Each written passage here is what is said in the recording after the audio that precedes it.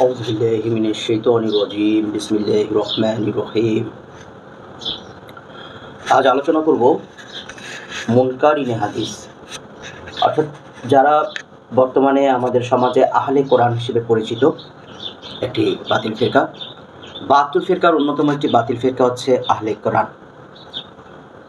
তবে 1400 বছর আগে নবী করিম সাল্লাল্লাহু আলাইহি ওয়াসাল্লাম আহলে কোরআন এই শব্দটি একটি ভালো সম্প্রদায়ের পক্ষে বলেছিলেন। যেমনটা যে হাদিসটির কথা উল্লেখ করছি, সেই হাদিসটি অনুযায়ী আহলে কোরআন বলতে মূলত আমাদের সমাজে যারা হাফেজ রয়েছেন বা যারা কোরআন উপলব্ধি করেন, কোরআন বুঝে পাঠ করেন, কোরআন তিলাওয়াত করেন, তাদেরকে বোঝানো হয়, অর্থাৎ কোরআনের পরিবার।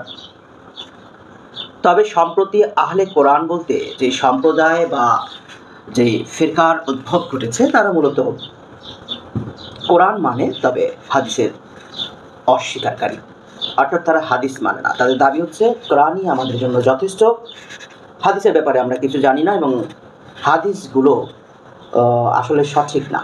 কারণ তাদের অন্যতম একটি প্রধান দাবি হচ্ছে যে কোরআনে আল্লাহ পাক সব দিয়ে দিয়েছেন, কোরআনই যথেষ্ট, সেখানে আমরা হাদিস কেন মানব? হাদিস মানার প্রয়োজন দেখি না। কোরআন লিখে রাখা হয়েছিল কিন্তু হাদিস তো লিখে রাখা হয়নি, তাহলে হাদিস কি পরিবর্তন হয়ে গেছে না? এখানে সমস্যা আছে। সুতরাং আমরা একটা কাজ করব, সেটা হচ্ছে হাদিস যেখানে সমস্যা আছে, যেটা লিখে রাখা হয়নি, সেটা আমরা মানব না।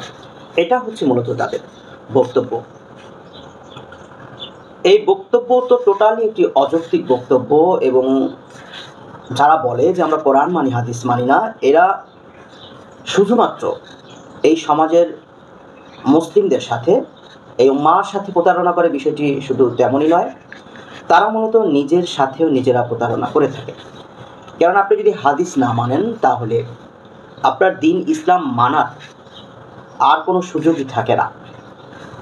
যেমন আমি আমাদের আত্মীয় স্বজনদের কথা বলছি, আমাদের এক আত্মীয়ের মুখে শুনেছি এই কথাটা, যে বুখারী কেন মানবো? সোহেল বুখারী কিসের বুখারী? সে সোহেল বুখারী বলতে পারে না, সে বলে বুখারী শরীফ, অর্থাৎ শিয়া দ্বারা প্রভাবিত। কেউ যদি বলে বুখারী শরীফ, তাহলে বুঝবেন তার মধ্যে, আমি বলছি না সে শিয়া, মানে তার মধ্যে শিয়াদের প্রভাব আছে, এটা একবারে 100% কনফার্ম থাকুন। আচ্ছা, তো এই যে বুখারী শরীফ সাহেব, তো তিনি আমাকে একদিন বলছেন যে হাদিস মানবো কেন, মানে তাকে হাদিস থেকে রেফারেন্স দিলে সে বলছে হাদিস মানবো কেন, হাদিস কেন মানবো, কোরআন মানবো।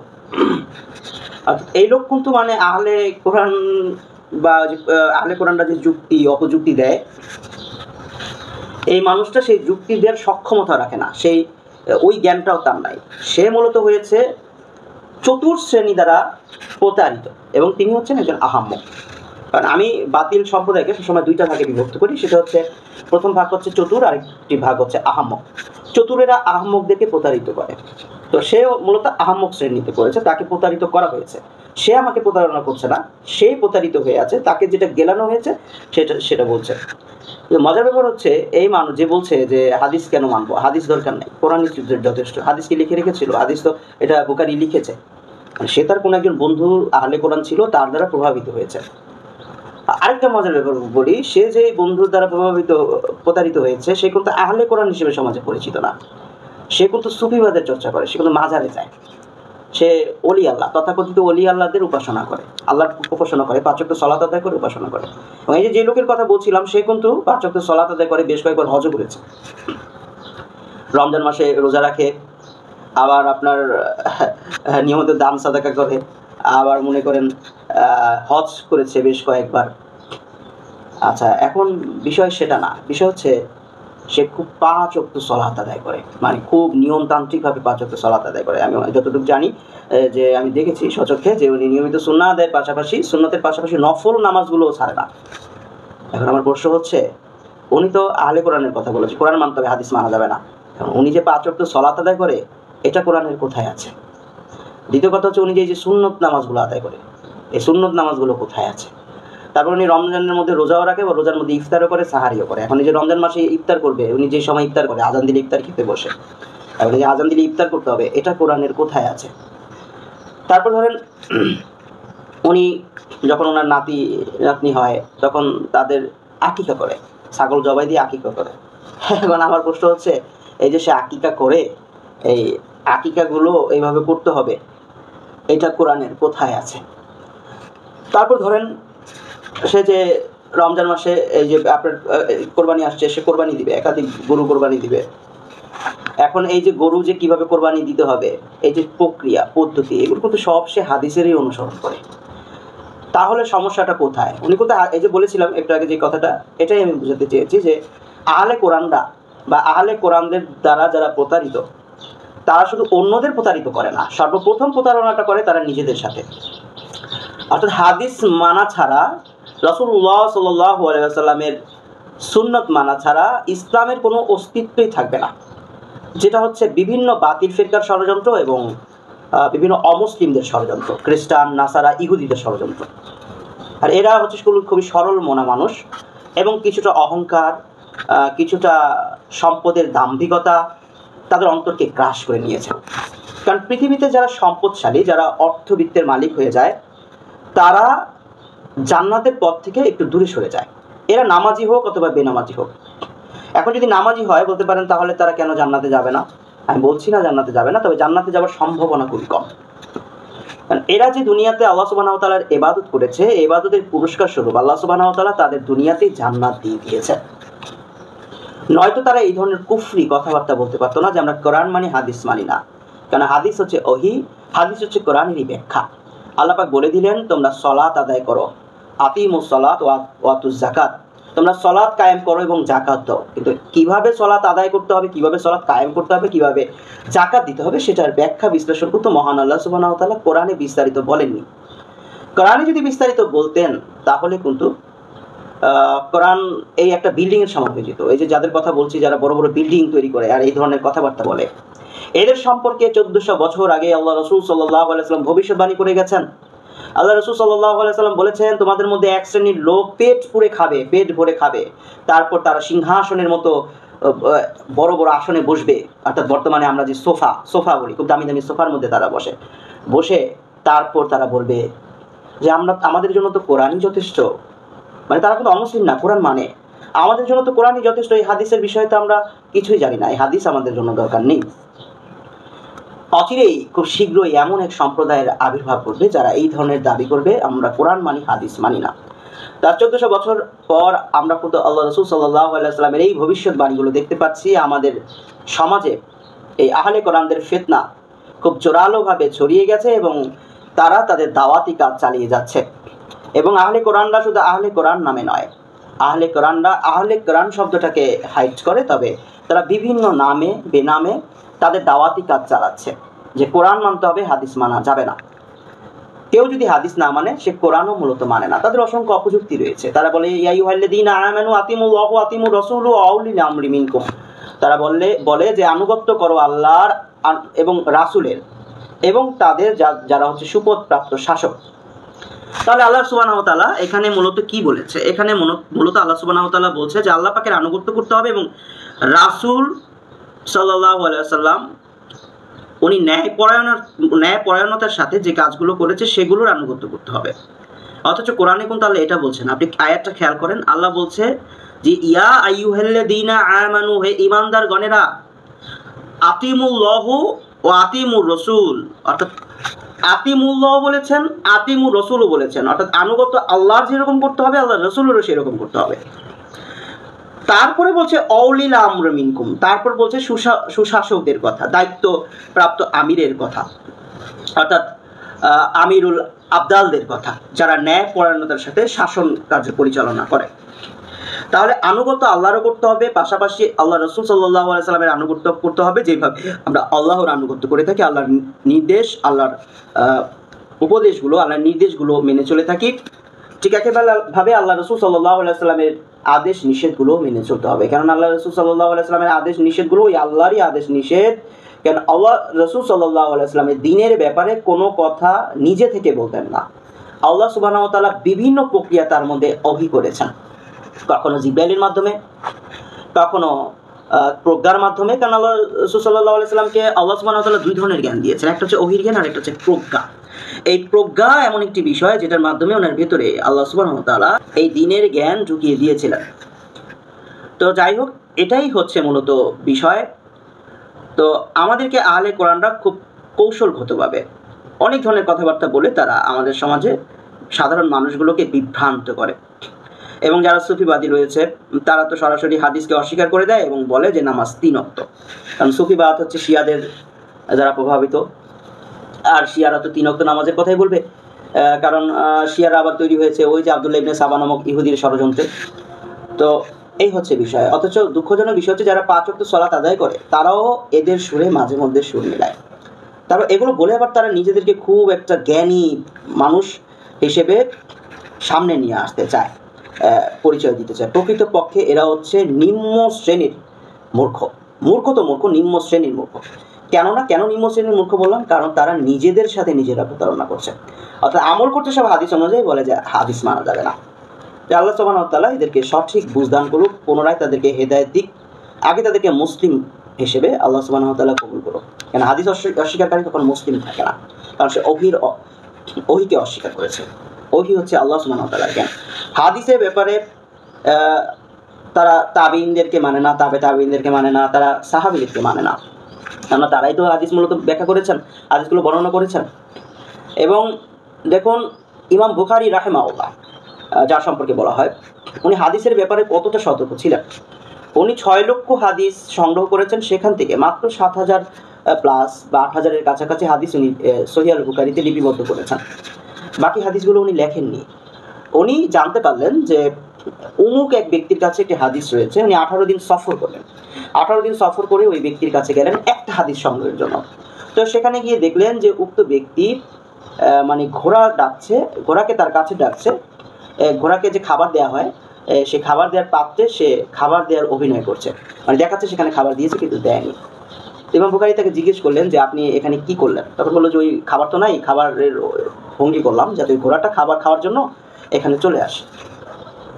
তো এতটুকু যখন দেখলেন, ইমাম বুখারী রাহিমাহুল্লাহ ওই ব্যক্তির কাছ থেকে হাদিসটা নিলেন না। কেন নিলেন না? উনি বললেন যে যে ব্যক্তি ঘোড়াকে ধোঁকা দিতে পারে সে ব্যক্তি মানুষকেও ধোঁকা দিতে পারে, সুতরাং এই ব্যক্তির বর্ণনাকৃত হাদিস নেওয়া যাবে না। মানে উনি হাদিস বর্ণনার ক্ষেত্রে কতটা সতর্কতা অবলম্বন করেছেন। একটা হাদিস লিখতে গিয়ে উনি মুরাকাবা করতেন, উনি ধ্যান করতেন, 2 রাকাত সালাত আদায় করতেন, তারপর তিনি হাদিসগুলো লিখতেন। এবং প্রত্যেকটি হাদিসের, যেমন আপনি একটি সম্পদ দেখেন না, একটা সম্পদ যাদের জায়গা জমি আছে তারা ভালো করতে পারবেন। আপনি যে বাড়িতে থাকেন সেই বাড়ির যে দলিলপত্র আছে সেই দলিলগুলো আজকে একটু খুলে দেখবেন, সেখানে লেখা থাকে যেমন আপনার এই বাড়িটি আপনি আপনার বাবার কাছ থেকে পেয়েছেন, আবার আপনার বাবা কার কাছ থেকে কিনেছিল সে পেয়েছে তার দাদার কাছ থেকে, আপনার দাদা কার কাছ থেকে কিনেছিল, কতবার জমিটি বিক্রি হয়েছে, সেই দলিলে দেখবেন বিস্তারিত কার থেকে কে পেয়েছে, এরকম বিষয়গুলো বিস্তারিত থাকে। ঠিক একইভাবে এই যে সহিহ আল বুখারীতে মূর্খদের উদ্দেশ্যে বলছি, নিম্ন শ্রেণীর মূর্খদের উদ্দেশ্যে বলছি, চতুর শ্রেণীরা এগুলো জানে, কারণ এরা তো মূলত ষড়যন্ত্রকারী, এরা শয়তান দ্বারা মূলত পরিচালিত হয়। এবং আমাদের সমাজে যারা বিভিন্ন বাতিল ফেরকার লোকেরা আছে, যেমন সুফিবাদীরা, শিয়ারা, মুরজিয়ারা, এদের দ্বারা মূলত এরা পরিচালিত হয় এবং এদের কাছ থেকে তারা সব ধরনের বেনিফিট পায়। আর ইহুদি নাসারারা যখন দেখবেন যে আপনি কোনো বাতিল ফেরকার কথা বলবেন, মূল ইসলামের সাথে সাংঘর্ষিক কোনো কথা বলবেন, তারা আপনাকে খুব সাদরে গ্রহণ করবে এবং আপনাকে এই ইসলামের সাথে সাংঘর্ষিক বিষয়গুলো প্রতিষ্ঠিত করার জন্য সব ধরনের সাহায্য সহযোগিতা করবে। এটা হচ্ছে ইহুদি নাসারাদের একটি ষড়যন্ত্র। তো যাই হোক, এটাই হচ্ছে বিষয়। তো আপনি সেই বাড়ির দলিলগুলো একটু খুলে দেখবেন, সেখানে কত সুন্দরভাবে ধারাবাহিকতা রক্ষা করা হয়েছে। তো ইমাম বুখারী রাহিমাহুল্লাহ শুধুমাত্র একটা হাদিস পেয়েছেন সেটা লিখে দিয়েছেন, বিষয়টা এমন না। আপনি দেখবেন যে যেমন ইন্নামাল আমানুল বিন্নিয়াত, সমস্ত আমল তার নিয়তের উপর নির্ভরশীল, যে সহিহ আল বুখারীর প্রথম হাদিস। তো এই হাদিসটা দেখবেন যে কতজন রাবি বর্ণনা করেছে। অর্থাৎ একটি সম্পদের যেমন দাওয়া থাকে না যে কার কাছ থেকে কে কিনেছে, ঠিক একইভাবে এই হাদিসের ক্ষেত্রেও তাই, যে এই কথাটা কে শুনেছে, ইমাম বুখারী কার কাছ থেকে শুনেছে, সে কার কাছ থেকে শুনেছে, সে কার কাছ থেকে শুনেছে, এমনভাবে শুনতে শুনতে তাবিন, তাবিন, তারপরে একেবারে সাহাবি, দেখা গেল সাহাবি ওমর রাদিয়াল্লাহু তাআলা আনহু, অথবা আব্দুর রহমান ইবনে আউফ রাদিয়াল্লাহু তাআলা আনহু, কিংবা দেখা গেল যে আবু হুরায়রা রাদিয়াল্লাহু তাআলা আনহু, কিংবা মা আয়েশা রাদিয়াল্লাহু তাআলা আনহা। তারপর সেখান থেকে দেখা গেল যে নবী মুহাম্মদ উনি শুনেছেন নবী মুহাম্মদ সাল্লাল্লাহু আলাইহি ওয়াসাল্লামের কাছ থেকে। তো ইমাম বুখারী আপনার মতো, মানে আপনি তো তৃতীয় শ্রেণীর নিম্ন শ্রেণীর মূর্খ, আপনি ওনাকে জাজ করেন, মানে তার সম্পর্কে আপনার কোনো ধারণাই নেই। উনি মাত্র 6 লক্ষ হাদিস থেকে মাত্র 7,000+ হাদিস বা 8,000 হাদিসের মতো উনি হাদিস সহিহ আল বুখারীতে লিপিবদ্ধ করেছেন। তাও আবার প্রত্যেকটা হাদিসের ধারাবাহিকতা রক্ষা করে, রাবিদের ধারাবাহিকতা। ওনা নয় ইমামগণ এরকম করেছেন, ধারাবাহিকতা রয়েছে। তবে যারা বিজ্ঞজন, আপনার যদি মাথা ব্যথা হয়, আপনি কি মাথা কেটে ফেলেন নাকি মাথা ব্যথার ট্রিটমেন্ট করেন? এটা ঠিক যে সহিহ হাদিসের পাশাপাশি অসংখ্য দঈফ হাদিস, দুর্বল হাদিস, জাল হাদিসও আমাদের সমাজে প্রচার করা হয়। যারা ওই যে আপনাদের জাত ভাই তথাকথিত সুন্নি, মূলত চুন্নি, মানে নবী রাসূল সাল্লাল্লাহু আলাইহি সাল্লামের সুন্নতে ধারে কাজ দিয়েও হাঁটে না। এরা বানায় ফেলছে যে জিলাপি খাওয়া সুন্নত, মিলাদ পড়ানো সুন্নত, মানে যেই বিষয়গুলোর সাথে ইসলামের কোনো সম্পর্ক নেই, এগুলো তারা পালন করে।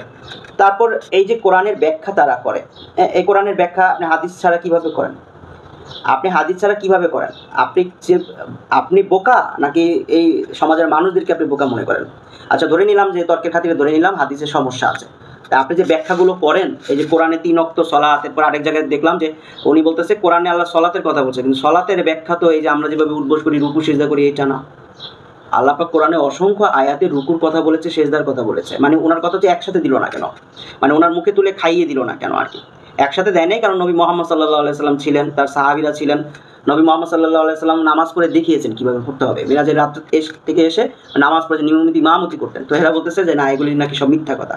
তো আমার কথা যে এগুলি যে সব মিথ্যা কথা, আপনি সত্যটা কোথা থেকে পেলেন? আচ্ছা, সত্যটা কি? আপনাকে কিছু ভণ্ড, কিছু শয়তান ওহী করেছে। ওই যে আল্লাহ কোরআনে বলেছে না, সূরা আনা নামের 101 নম্বর আয়াত, মেবি সূরা আনা নামের মধ্যে একটা আয়াত আছে যে আল্লাহ বলেছেন যে শয়তানও তাদের কাছে ওহী করে এবং তাদেরকে নানান রকম সাহায্য সহযোগিতা করে। আচ্ছা, তা আপনার কাছে কি শয়তান ওহী করেছিল যে কোরআনের আয়াতের এই ব্যাখ্যাগুলো এরকম হবে? আপনি এত কনফিডেন্ট কোথা থেকে পেলেন? এই ব্যাখ্যা আপনি কোথায় পেলেন? আপনি তো কারো না কারো কাছ থেকে ব্যাখ্যাই নিয়েছেন। তো আপনার মূলত ওই আল্লাহর রাসূলের ব্যাখ্যা ভালো লাগে না, যার উপরে কোরআন নাজিল হয়েছে তার ব্যাখ্যা ভালো লাগে না, তার সাহাবীদের ব্যাখ্যা ভালো লাগে না, তার সাহাবীরা যেভাবে সলাত আদায় করেছেন সেগুলো ভালো লাগে না, তার পরবর্তী তাবিঈদের কথা আপনার ভালো লাগে না, আপনার কোনো একজন শয়তানের ব্যাখ্যা ভালো লেগেছে। তো শয়তান যে আপনার কাছে যে ব্যাখ্যা করেছে, এই ব্যাখ্যাগুলো যে সঠিক, এর ইয়াটা আপনি কোথায় পেলেন? মানে এর যৌক্তিকতা কোথায়? এত কনফিডেন্ট আপনি কোথায় পান?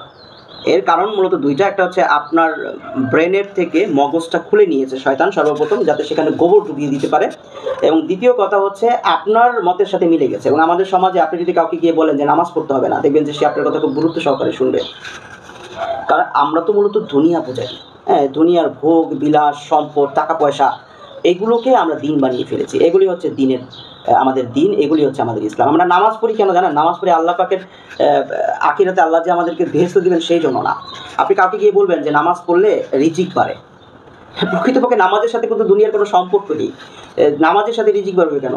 অনেক অমুসলিমরা রয়েছে, নামাজ কি, যারা কাফের মুশরিক, তারা দেখবেন যে একজন নামাজি ব্যক্তির চেয়ে অধিক ধনী। আপনি যদি দিন ইসলাম ঠিকভাবে মেনে চলেন, আপনি তো দরিদ্র থাকবেন, আপনার ধনী হওয়ার কোনো সুযোগ নেই। আপনি যেই ব্যবসা করেন, আপনি ধরেন একটা খাবারের ব্যবসা করেন, এই খাবারের ব্যবসা দেখবেন 50টা বাধা। এই খাবার আপনি এইটা দিতে পারবেন না, এইটা দিতে পারবেন না, এটা নিষেধ, এটা মানুষের ক্ষতি হবে, এই জিনিসটা ইউজ করতে পারবেন না, কালারগুলো ইউজ করতে পারবেন না। তারপর আপনি এই প্রোডাক্ট যখন বিক্রি করবেন, সেখানেও 10টা বাধা। আপনি প্রোডাক্টের কোনো আপনি ধরেন কোনো একটা প্রোডাক্ট আপনি তৈরি করেছেন, সেটা সেল করবেন, সেটার মধ্যে যদি কোনো দুর্বলতা থাকে, কোনো সমস্যা থাকে, সেটা আপনি কাস্টমারের কাছে গোপন করতে পারবেন না। তাহলে আপনি মুসলিম থাকবেন, আপনার নামাজ হবে না, আপনি সমস্যা হয়ে যাবে, আপনার নামাজ কোনো ইবাদতই কবুল হবে না। তা আপনার তো ইসলামে ধনী হওয়ার সুযোগ খুবই কম, ধনী হওয়ার সুযোগটা খুবই কম। এটা মনে করেন কোটিতে একজন দুজন হতে পারে, সৎ ব্যবসা করে ধনী হওয়া যায়।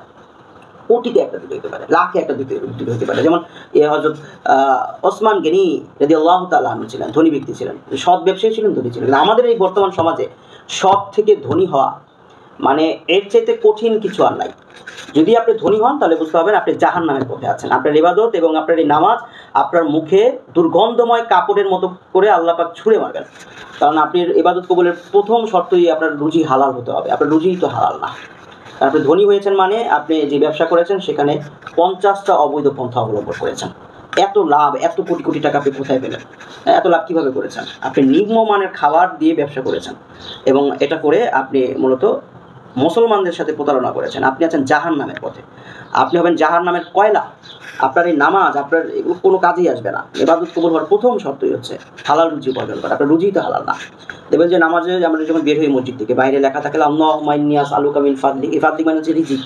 তাহলে রিজিক হচ্ছে, রিজিক উপার্জন করা, এটা ইসলামের অন্তর্ভুক্ত। ফরজ সালাতের পর রিজিকের সন্ধান করতে বলছে, কিন্তু সেই রিজিক সন্ধান যখন আপনি করতে যাবেন, আমাদের জন্য মনে হবে যে 10টা বাধা। যদিও পূর্ববর্তী যারা সালফে সালিহিনরা ছিলেন তাদের জন্য সহজ ছিল, কারণ তারা তো ইসলাম বুঝতো, ইসলাম উপলব্ধি করতো। সে সময় মানুষ ছিল ভালো, মানুষ ছিল সৎ। আর এখন সবাই বাটপার, সবাই চোর। বিশেষ করে আমাদের বাংলাদেশের মানুষরা ম্যাক্সিমাম মানুষই চোর। দুই একজন আপনি লাখে পাবেন কিনা, প্রতি 10,000 মানুষের মধ্যে 1-2 জন মানুষ সৎ থাকতে পারে। খুব সহিহ বুখারীতে বলেছে না যে 1000 মানুষের মধ্যে 999 জন মানুষ জাহান্নামে যাবে। এর অন্যতম কারণ হচ্ছে এটা। একজন মানুষ জান্নাতে যাবে, অর্থাৎ নামাজিরাও জাহান্নামে যাবে, নামাজ পড়েও মানুষ জাহান্নামে যাবে। কারণ যে তাসাউফের চর্চা করা হয় না, আত্মশুদ্ধির চর্চা করা হয় না, ন্যায় পরায়ণতার চর্চা করা হয় না। ন্যায় পরায়ণতা ছাড়া আপনার নামাজ কোনো কাজে আসবে না, আপনার ন্যায় পরায়ণতা ছাড়া আপনার রোজা কোনো কাজে আসবে না। ইসলামের অন্যতম মূল বিষয় হচ্ছে আবদাল। আপনার ন্যায় পরায়ণতা প্রতিষ্ঠিত করতে হবে, আপনার মধ্যে ন্যায় পরায়ণতা থাকতে হবে, তাকওয়া থাকতে হবে। তাকওয়াবিহীন আপনার কোনো ইবাদতই আল্লাহ সুবহানাহু ওয়া তাআলার কাছে কবুল হবে না। আর তাকওয়া যদি আপনার মধ্যে থাকে, আপনি আল্লাহর ওলি। ওই অলির দরবারে আপনার যেতে হবে না, আপনি নিজেই আল্লাহর ওলি। আল্লাহ কোরআনে বলেছেন, প্রত্যেক পরহেজগার ব্যক্তি, প্রত্যেক তাকওয়াবান ব্যক্তি, প্রত্যেক ন্যায়পরায়ণ ব্যক্তি আমার ওলি, আমার বন্ধু। প্রত্যেক মুমিন ব্যক্তি আমার বন্ধু। আল্লাহু ওয়ালিউল মুমিনিন, আল্লাহু ওয়ালিউল মুত্তাকিন। প্রত্যেক মুমিন ব্যক্তি, প্রত্যেক পরহেজগার ব্যক্তি আল্লাহ সুবহানাহু ওয়া তাআলার ওলি। তো যাই হোক, আমাদেরকে খুব সতর্ক থাকতে হবে। বর্তমানে ব্যাঙের ছাতার মতো দলে উপদলে নামে বেনামে বিভিন্ন প্রক্রিয়ায় এই আহলে কোরআনরা তাদের দাওয়াতি কাজ চালাচ্ছে। কখনো সদরুদ্দিন চিশতি, এই যে আমাদের কেরানীগঞ্জে একটা আছে শয়তান সদরুদ্দিন চিশতি, ও কিন্তু আহলে কোরআন। অমুক শিয়া, তো শিয়ারাও আহলে কোরআন। সব শিয়ারা না, ও শিয়াদের আবার অনেক ভাগ আছে। ওগুলো চিস্তিয়া সাবিরিয়া ও দাবি করে, ও কিন্তু কোরআন বলে যে আমি কোরআন মানি, কিন্তু হাদিস মানি না। আচ্ছা, হাদিস অস্বীকার করার ওর প্রধান একটা কারণ বলি, ও বা ওর টাইপের যারা আছে, এটা হচ্ছে ও যদি হাদিস অস্বীকার না করে, তাহলে ও যে মানুষকে বোঝায় যে নামাজ মানে এইটা না, আমরা যেভাবে পড়ি এটা নামাজ মানে ধ্যান। এখন ও যদি হাদিস মানে, তাহলে এই যে ওর মন গড়া ব্যাখ্যা মিথ্যা, এই মিথ্যা তো মানুষকে খাওয়াতে পারবে না। তো মিথ্যা কাউকে খাওয়াতে হলে সবার আগে সত্য থেকে তাকে বিরত রাখতে হবে। তো এটাই হচ্ছে আমরা যেভাবে নামাজ পড়ি, এটাই নামাজের মূলত ব্যাখ্যা। কারণ হাদিসে, কোরআনেও এটা রয়েছে, রুকু সেজদা আলাদাভাবে কথা বলা হয়েছে। এই ধ্যান বলতে কিছু নাই। এটা রাসূল সাল্লাল্লাহু আলাইহি ওয়াসাল্লাম ধ্যান করেছিলেন, এটা অন্য জিনিস। এটা হচ্ছে উনি নবুয়তের আগে ধ্যান করতেন, কীভাবে কী করা যায়, আল্লাহ সুবহানাহু ওয়া তাআলা তাকে ওহী করেছেন। তার নামাজও ধ্যান, কিন্তু এটাই ধ্যান। এই যে আমরা যেভাবে ধ্যান করি, এভাবেই ধ্যান করার সিস্টেম। এটা বিশাল ব্যাখ্যা করলে আলাদা একটা ভিডিও হবে। অন্য ভিডিওতে আলোচনা করেছি নামাজ কীভাবে মানুষকে পাপ থেকে বিরত রাখে। নামাজই আপনাকে তাসাউফের চর্চা করাবে, নামাজই আপনাকে আত্মশুদ্ধির চর্চা করাবে, নামাজই আপনাকে ন্যায়পরায়ণ হতে শেখাবে। তো যাই হোক, এই হচ্ছে বিষয়। খুব সতর্ক থাকতে হবে, আহলে কোরআনদের ব্যাপারে সতর্ক থাকতে হবে। এই যে তথাকথিত সুফিবাদীরা, এরা মূলত এটা ধর্ম ব্যবসায়ীদের বিরুদ্ধে কথা বলে, এরা সবচেয়ে বড় ধর্ম ব্যবসায়ী। ঠিক আছে, এদের থেকে খুবই সাবধানে থাকতে হবে। কেননা আহলে কোরআনরা আপনার ঈমান নষ্ট করে দিবে। আর আপনার মধ্যে যদি বিন্দু পরিমাণে বিশ্বাস জন্মায় যে কোরআন ওহী না বা হাদিস আল্লাহর কোরআনের ব্যাখ্যা না, এটা বানাইছে, এটা লিখে রাখা হয়নি, এটার মধ্যে সমস্যা আছে, হ্যাঁ, ওই যে বললাম জাল হাদিস দই হাদিস, এগুলো বাদ দিয়ে দেবে। আপনি আহলে হাদিসদের সাথে সম্পর্ক রাখবেন। এরা কিন্তু জাল হাদিস দই হাদিস বলে দিতে পারে, এবং শুধু বলে দেয় না, এরা দেখবেন যে আহলে কোরআনরা মাঝে মধ্যে এরকম অনেক হাদিস অস্বীকার করে, কিন্তু এদের থেকে সাবধান। একজন বলতেছে যে সে আহলে কোরআনের সে হাদিস অস্বীকার করতেছে। তাই বললাম যে সে এই হাদিসের কয়েকজন রাবীর নাম বলতে পারবে, সে একজন রাবীর নাম বলতে পারবে না। সে আহলে কোরআন, সে ধোঁকা দিচ্ছে। আর আহলুল হাদিসরা আপনাকে যখন বলে দিবে যে এই হাদিসটা জাল, সেখান থেকে 50 জন রাবীর নাম বলে দিবে, এবং পাশাপাশি এটা বলে দিবে যে কেন এই হাদিসটা গ্রহণযোগ্য না। যে ওই যে 16 নম্বর আর ওই 19 নম্বর যে রাবী আছে, এই দুজন ব্যাপারে বিস্তারিত তথ্য আপনাকে দিবে যে এদের ব্যাপারে কথা আছে। যেমন ইমাম বুখারী বলতেন যে এর ব্যাপারে কথা আছে। কোনো রাবীর ব্যাপারে যদি বলতেন কথা আছে, তাহলে বুঝতে হবে এই হাদিস জাল, এই হাদিসের সমস্যা আছে, সেটা দুর্বল হাদিস অথবা জাল হাদিস। তাহলে মাথা ব্যথা হলে আপনি মাথা কেচে ফেলবেন না, মাথা ব্যথার ট্রিটমেন্ট করবেন। আর ট্রিটমেন্ট কারে দিয়ে করবেন? হাতুড়ি ডাক্তার দিয়ে করবেন, মূর্খদের দিয়ে করবেন। আর আমি ইমাম বুখারীর মতো ভালো যারা কনসালটেন্ট, ভালো যারা ফিজিশিয়ান, তাদের দিয়ে করবেন, যোগ্য ব্যক্তিকে দিয়ে করবেন। তো যাই হোক, এটাই হচ্ছে বিষয়। খুব সাবধান থাকতে হবে এই বিষয়ে, খুব সাবধান থাকতে হবে। কারণ এরা কিন্তু তাদের দাওয়াতি কাজ চালাচ্ছে। বর্তমানে ইউটিউবে দেখছি তারা এই যে আহলে কোরআন বিভিন্ন মজার মিষ্টি কথা, এদের কথা ভালো লাগে, কারণ এদের কথা শুনলে তো নামাজ পড়া লাগে না। কিন্তু ভাই, ওইটা হচ্ছে কাক বুদ্ধি। যে কাককে শিকার করতে গেলে কাক চোখ বন্ধ করে ভাবতেছে কি সে অন্ধকার দেখে, তো তাকেও কেউ দেখে না। বিষয়টা তো তেমন না, তাকে তো শিকারই দিচ্ছে এবং তাকে শিকার করে নিয়ে যাচ্ছে। তো এই হচ্ছে বিষয়টা। খুব সাবধান থাকতে হবে। কাক বুদ্ধি দিয়ে আপনি উপকৃত হবেন না, মহা ক্ষতির সম্মুখীন হবেন। আজাইল যখন আপনার সামনে চলে আসবে, তখন আর সংশোধনের কোনো সুযোগ থাকবে না। হাদিস যারা অস্বীকার করে তারা কখনোই মুসলিম হতে পারে না, কেননা হাদিস হচ্ছে ওহী এবং কোরআনের যথাযথ ব্যাখ্যা।